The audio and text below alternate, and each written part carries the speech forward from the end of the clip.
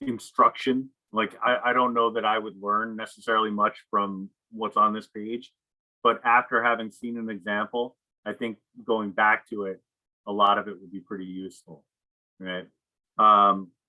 If you look at the example on page 57, you see all these diagrams on the side. They all start to make a lot more sense once you dive into an example, go through the process and come up with a solution. But the idea here is to come up with extreme values, just like we've been doing with the second derivatives test. Specifically, when you're dealing with boundaries that are not necessarily rectangular, right? So you see here that you have a multivariable function t of x comma y that's bounded by this ellipse, right? So this is the boundary. Right. And so what we do is using constraints, given constraints, we can use some technique called the Lagrange multipliers to find a scalar multiple between a multivariable function, the first order partials of the multivariable function, and the first order partials of the boundaries multivariable function. Right. So what we do is take our boundary and ignore the inequality part of it. And the reason we can do that is because the inequality just tells you the space in between or within a function. I can show you that really quickly on Desmos. If I say x squared plus 4y squared less than or equal to 24, you see that it's a shaded in ellipse. So that's all the space contained within the ellipse. But if I just change that less than or equal into an equal, it just gives me the boundary itself, right? So this, I'm really going to make x squared plus 4y squared equals 24.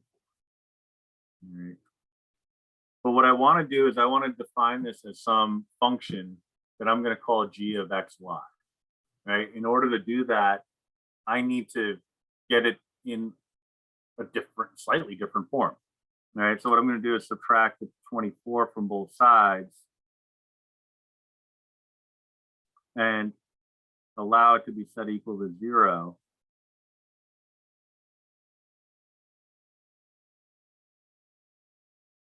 Right, and so what we're looking at originally, or what we were looking at originally, was an ellipse equation in a version of its standard form, but now we're looking at an ellipse equation written in function form if we solve that function by trying to find its roots by setting it equal to 0. Right. So what we're going to do is we're going to call this g of x comma y and allow this to be anything we want it to be, not just equal to 0. All right. So I'm letting g of x comma y equal x squared plus 4y squared minus 24.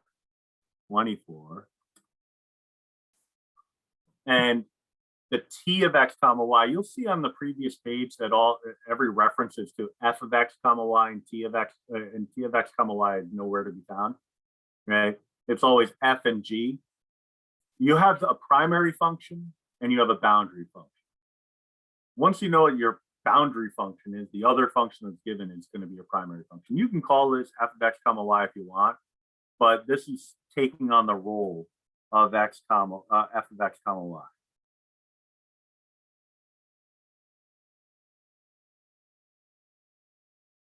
Role, different kind of role of f of x comma y.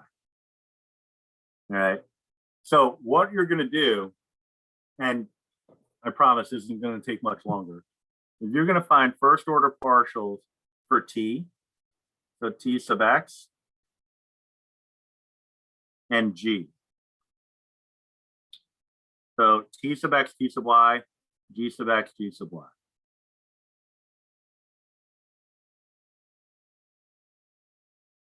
All right. So very easy to do because they're both polynomial based. So 2x plus 2, 2y, 2x, 8y. right? Now, what Lagrange multipliers technique tells us or allows us to do is introduce a multiplier, shocker, right? A scalar multiple that'll get you from your multivariable function to your boundary function and vice versa, right?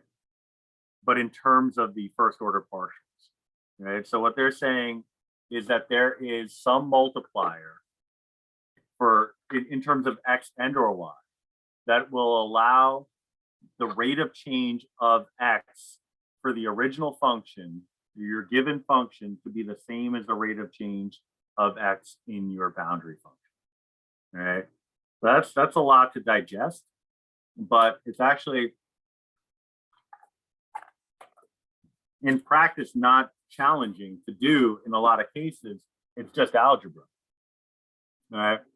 But what it's really telling us here is that if I take 2x plus 2 and multiply it by some value that we're going to call lambda, that'll be equal to 2x. If I take 2y, multiply it by the same scalar, the same lambda, that's going to be equal to 8y. All right. So this is our Lagrange multiplier.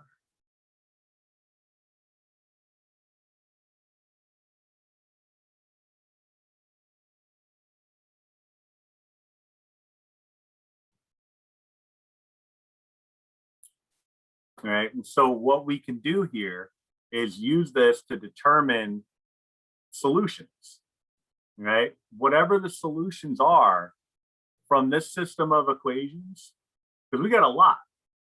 We have a lot of equations that we can work with. We have the original functions, this guy. We have the g of x, y, which is the variation in this one. Or we have the original boundary function in either form. All these different relations that come into play that allow us to relate x and y to one another. Right? So in this case, for example, I can take 2x multiplied by, or sorry, 2y multiplied by lambda equals 8y. I can subtract off the 8y. And we'd be looking at 2y lambda minus 8y equals 0. There's a GCF of 2y that could be factored out, leaving you with a lambda minus 4 equals 0. Solve each of those, this is quadratic in nature, and you get y equals 0, lambda equals 4.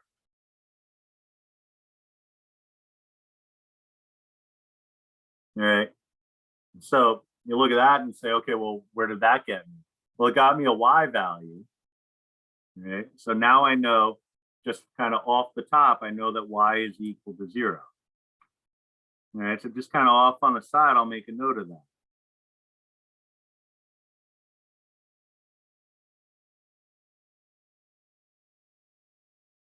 All right. So then I can look at another relation, for example. I can say for, just for giggles here, I got this relation, x squared plus 4y squared equals 24. I can use that to solve for x, because now I know a value for y. So x squared is equal to 24, making x equal to plus or minus the square root of 24. So the y value of 0 corresponds to an x value of plus or minus 24, root 24.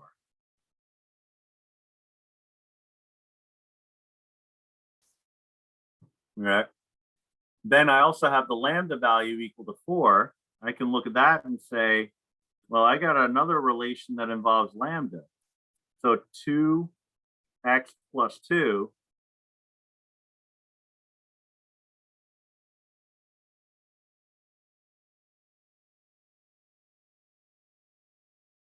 multiplied by lambda, which is now known to be 4, is equal to 2x, I can solve this one for x. So I'd have 8x plus 8 equals 2x. I can solve, I'd have 6x is equal to 8, making x equal to 4/3. So then I'd make a note of that. X is equal to 4/3, x equals 4/3. Then I would be asking myself, all right, well, what does that correspond to in terms of a y value? Professor, I think that it should be negative 4/3. Negative 4/3, indeed. Thank you. Yep. Appreciate it. Because this one should be a negative 8, right?